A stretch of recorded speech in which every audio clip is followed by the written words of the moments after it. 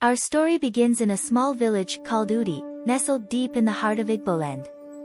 In this village lived a man named Sunday and his wife Rose. They were a simple couple, hardworking and kind, but their lives were about to change forever. Sunday had a sister named Auntie Nkechi, and oh, she was no ordinary woman. Auntie Nkechi was the first daughter of their parents, a powerful figure in the family, but she had a dark side. She was a strong witch, feared by everyone in Udi. Now, Auntie Nkechi's powers weren't a secret. The villagers whispered about her late-night rituals and the strange things that happened around her. Eventually, they had enough.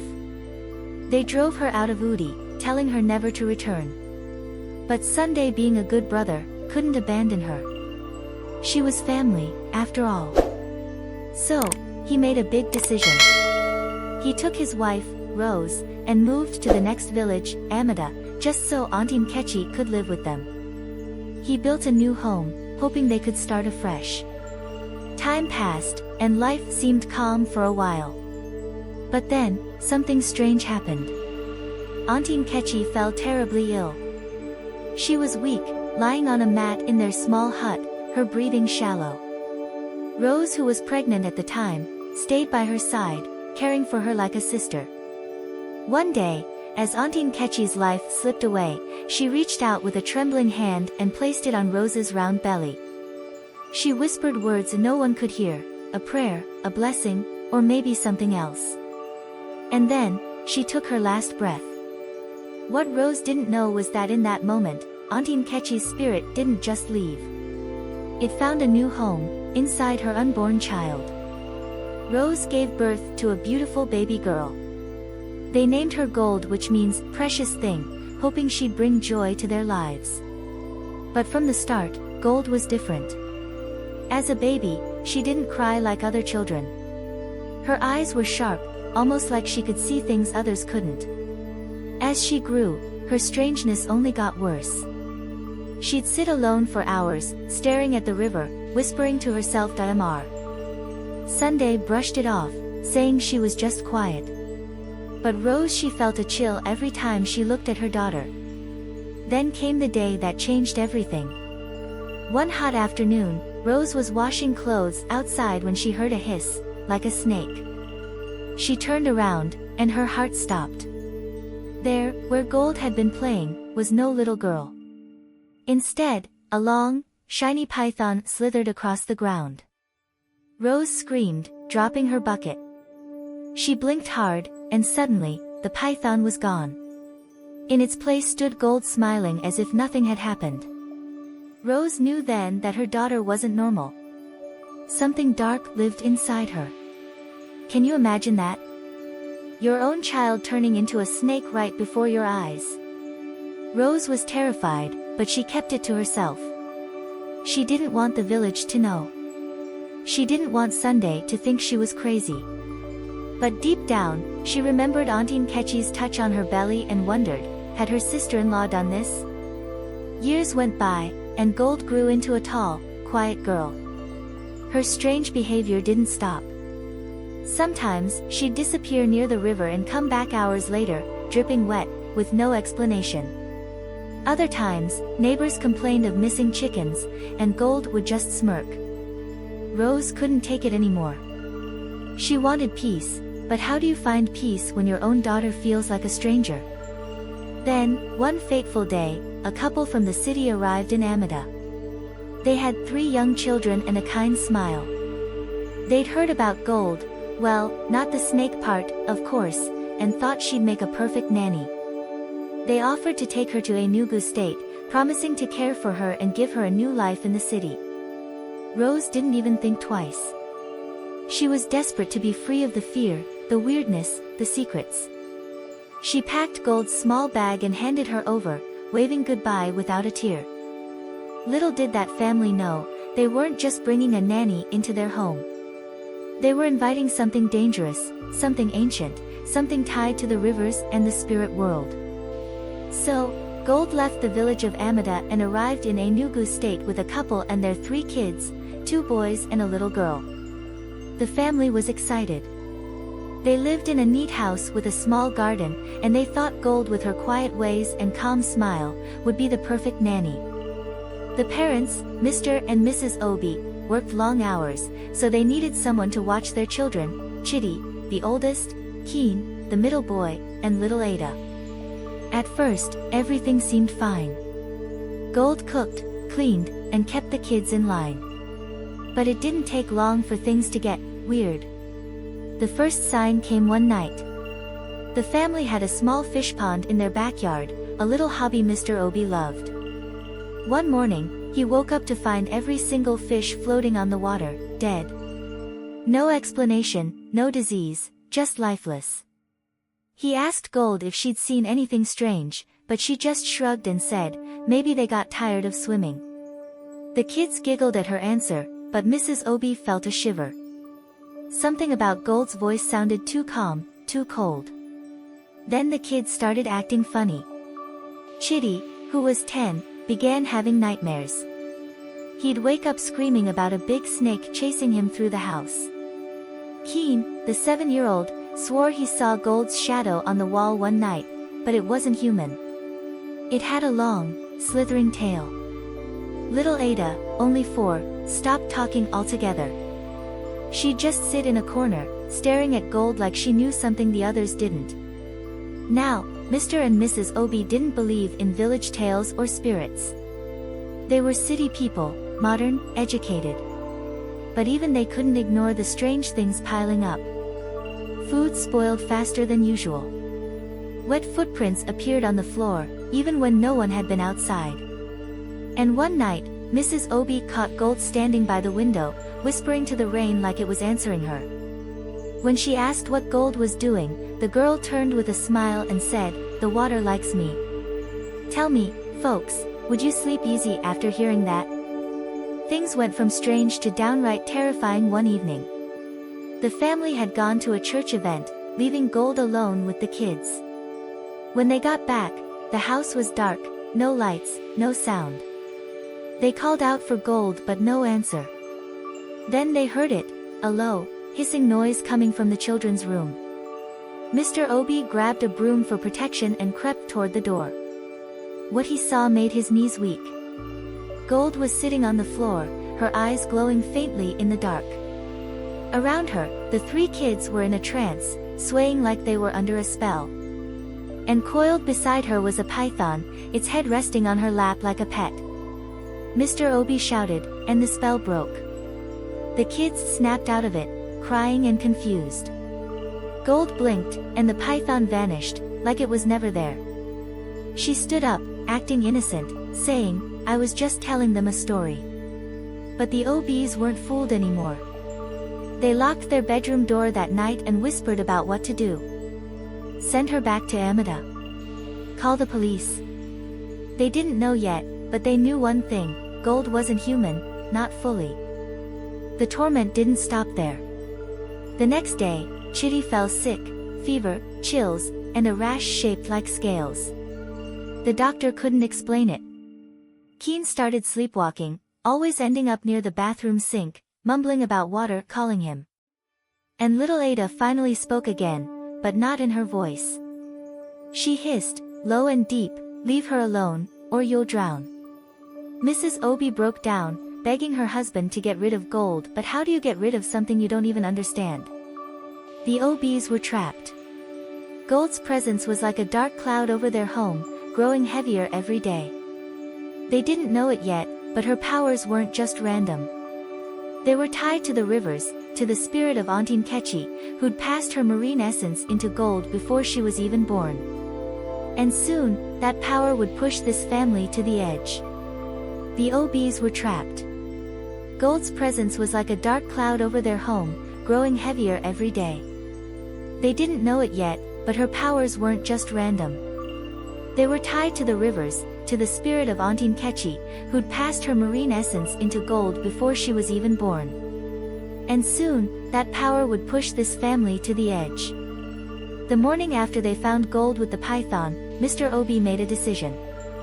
He wasn't a superstitious man, but he couldn't deny what he'd seen. He told his wife, "We need help, real help." Mrs. Obi nodded, tears in her eyes, and suggested they talk to Pastor James, a fiery preacher from their church known for chasing out evil spirits. They didn't tell him everything over the phone, just that their kids were in danger and they needed him fast. Pastor James arrived that afternoon, Bible in hand, his voice booming with confidence. He walked into the house and immediately felt it, a heaviness in the air, like the walls were holding their breath. Gold was sitting in the living room, peeling yam with a small knife, her eyes fixed on the pastor as he entered. "Good afternoon, my child," he said, trying to sound cheerful. Gold didn't reply. She just smiled, a slow, knowing smile that made the hairs on his neck stand up. Pastor James didn't waste time. He gathered the family in the sitting room, Mr. Obi, Mrs. Obi, and the 3 kids, who still looked pale and shaken. He asked Gold to join them, but she refused, saying, "I'll watch from here." He didn't push her.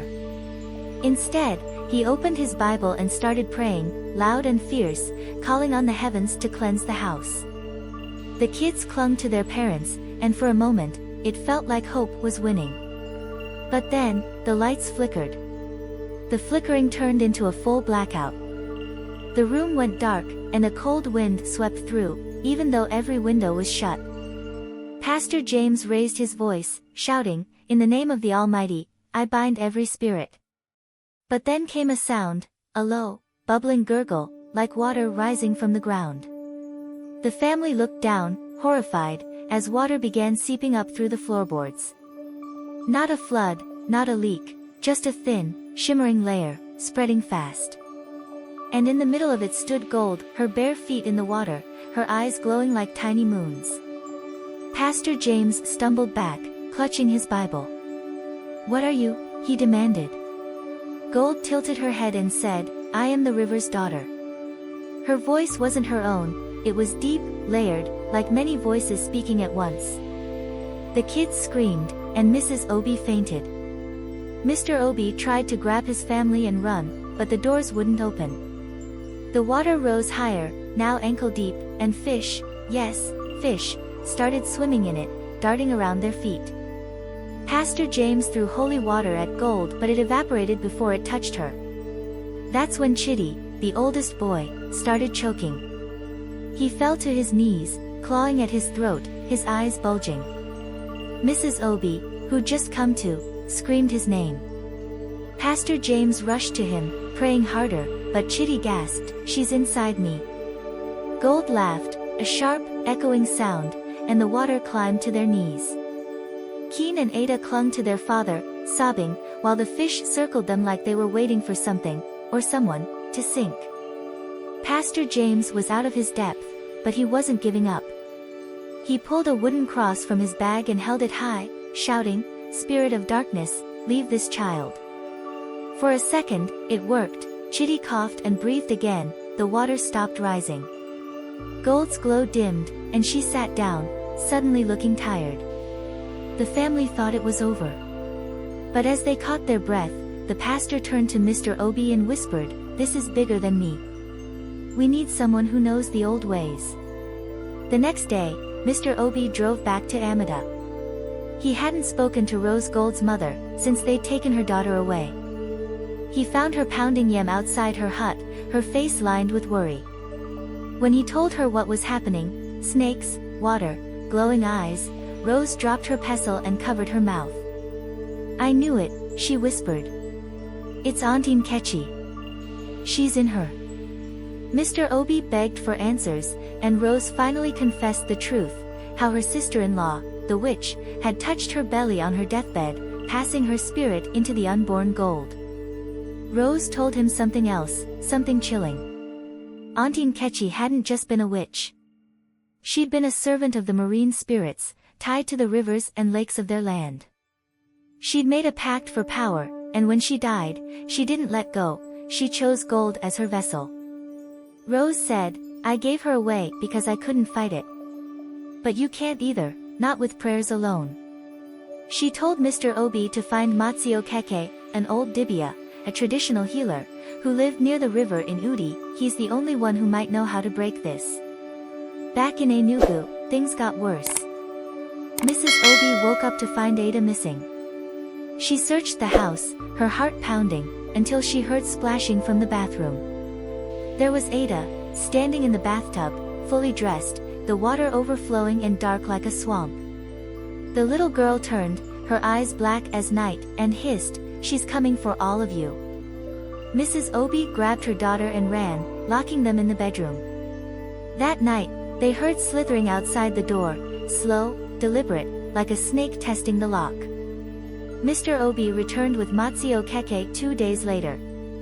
The dibia was ancient, his skin wrinkled like tree bark, his eyes sharp and wise. He carried a bag of herbs, cowries, and a staff carved with strange symbols. When he stepped into the house, the air shifted, like it recognized him. Gold was in the kitchen, humming a tune that sounded like rushing water. Matsuo Keke didn't flinch. He looked at her and said, "I see you, Kechi. You've stayed too long." Gold froze, her humming stopped, and for the first time, she looked afraid. Matsuo Keke told the family to gather outside by the fish pond. He drew a circle in the dirt with white chalk and placed a clay pot of river water in the center. He lit a fire, threw herbs into it, and began chanting in a language older than the village itself. The smoke rose thick and gray, curling toward Gold, who stood at the edge of the circle. She hissed, her body trembling, and the pond behind her started bubbling, like it was boiling without heat. The dibia raised his staff and called out, "Kechi, daughter of the deep, release this child." The ground shook, and Gold screamed, not her voice, but something wild and angry. The water in the pot spilled over, turning black, and the fish pond erupted, sending water high into the air. The family watched, holding each other, as Gold fell to her knees, clawing at the ground. Matsuo Keke didn't stop. He threw cowries into the circle and shouted, "Go back to the river where you belong." Suddenly, a shape rose from Gold, a shadowy figure, tall and shimmering, with eyes like a crocodile's. It hovered for a moment, glaring at Matsuo Keke, then dove into the pond with a splash. The shaking stopped. The water calmed. Gold collapsed, unconscious, her breathing shallow but human. The dibia turned to the family and said, "It's not over yet. The spirit is gone, but its mark remains. She must face the river one last time." The Obi family was exhausted, relieved, but still scared. What did he mean, face the river? Was Gold free, or was something still lurking inside her? And what would happen when she woke up? After Matsuo Keke, the wise dibia, forced Auntie Kechi's spirit out of Gold, the Obi family thought they could finally breathe. Gold lay unconscious by the fish pond, the water still again, the air lighter than it had been in weeks. But the old healer's words echoed in their minds, she must face the river one last time. Mr. Obi looked at his wife, then at their 3 kids, Chidi, Keen, and little Ada, who were still shaken but alive. They knew this wasn't over. Whatever mark Nkechi had left in Gold, it wasn't gone yet. Matsuo Keke explained what had to happen. He said the spirit of Auntie Nkechi, tied to the marine world, had been banished from Gold's body, but not fully severed. A thread of its power lingered, like a shadow stitched to her soul. The river gave her this strength, he said, his voice low and steady. Only the river can take it back. He told them to bring Gold to the Great Azila River, a wide, ancient waterway that flowed between Yumyuk and Amida. It was a place of legends, some said it was home to spirits, others called it a gate to the unseen world. The family didn't argue. They packed a small bag, loaded Gold, still weak and silent, into their car, and followed Matsuo Keke's directions. Mrs. Obi called Rose, Gold's mother, begging her to come too. "She's your daughter," she pleaded. "You can't run from this anymore." Rose hesitated, guilt heavy in her chest, but she agreed. By noon, they all stood on the riverbank, Mr. and Mrs. Obi, their 3 kids, Rose, Matsuo Keke, and Gold, who'd woken up but hadn't spoken a word. The water sparkled, calm and inviting, but there was a hum in the air, like it was waiting. Matsuo Keke wasted no time. He unpacked his tools, cowries, a gourd of palm wine, a bundle of herbs, and a small wooden idol carved like a fish. He told the family to stay back and form a half-circle behind him. Then he helped Gold to her feet. She moved slowly, her eyes dull, like she was half asleep. He led her to the water's edge and dipped his staff into the river, stirring it gently. Izila, he called out, Mother of the Deep, hear me today. This child was claimed by one of yours. Release her now, or take her fully, but let her live free. The river answered. At first, it was subtle, a ripple spreading from where the staff touched. Then the ripples grew, turning into waves that lapped at their feet. The wind picked up, whistling through the trees, and the sky darkened as clouds rolled in fast. Rose clutched her wrapper, whispering prayers, while the Obi kids huddled close to their parents. Gold swayed, her toes sinking into the wet sand, and then she spoke, her first words since the ritual in Enugu. It's calling me, she said, her voice soft but clear. Matsuo Keke nodded, like he'd expected this. He poured the palm wine into the river, a thin stream of red liquid swirling in the current. Take your offering, he said, and give us back what's ours. The water bubbled, and fish leaped out, dozens of them, silver and quick, splashing wildly. Then came a sound, a deep, rumbling groan, like the earth itself was waking up. The family gasped as the river parted, just for a moment, revealing a shimmering figure beneath the surface. It wasn't human, not quite, tall, with scales glinting like jewels, hair flowing like seaweed, and eyes that burned with ancient light. Rose screamed, That's her. That's Nkechi. But Matsuo Keke held up a hand to silence her. No, he said. That's the mother of the marine spirits, the one Nkechi served. The figure didn't speak, but it reached out a hand toward Gold. The girl stepped forward, trance-like, until her feet touched the water. Mr. Obi lunged to pull her back, but Matsuo Keke stopped him. Let her go, he said. This is her fight now. Gold waded deeper, the water climbing to her knees, then her waist. The figure in the river hovered closer, its hand brushing her forehead. Suddenly, Ifeoma's body jolted, like she'd been struck by lightning. She threw her head back and screamed, a sound so raw it echoed across the riverbank. The water around her turned black, then red, then clear again, swirling like a storm. Matsuo Keke chanted louder, tossing herbs into the waves, while the family watched, hearts pounding, unsure if they were losing her forever. Then came the turning point. From Gold's chest, a shadow rose, not Nkechi this time, but something smaller, fainter, like a piece of her spirit that had clung on. It twisted and writhed, fighting to stay, but the river spirit's hand closed around it, crushing it into nothing.